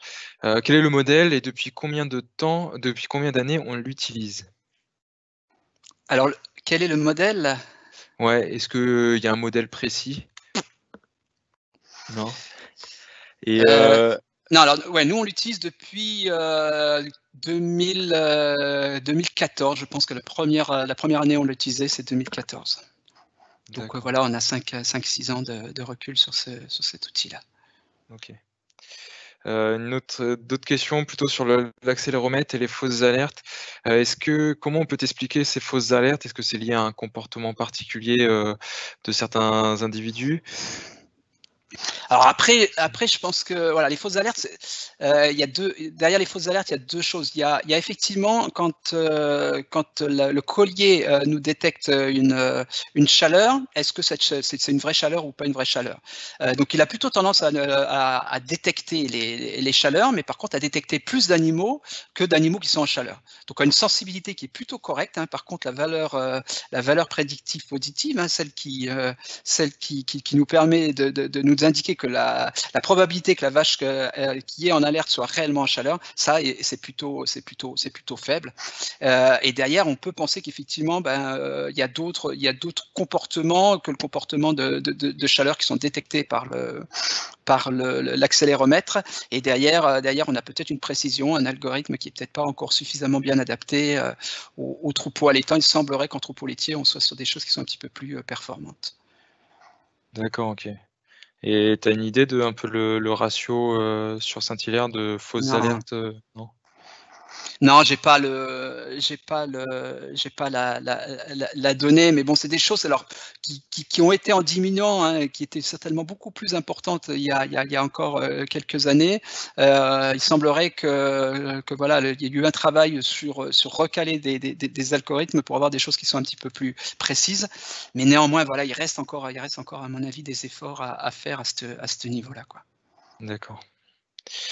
Plus globalement sur l'ensemble des capteurs, est-ce qu'il y a eu une étude, on va dire, économique, dont tu en as un peu parlé dans ta conclusion, mais est-ce qu'il y a des études économiques sur, on va dire, eh bien, l'achat de ces capteurs dans une exploitation, de leur rentabilité, en comparant typiquement entre une ferme avec et sans capteurs?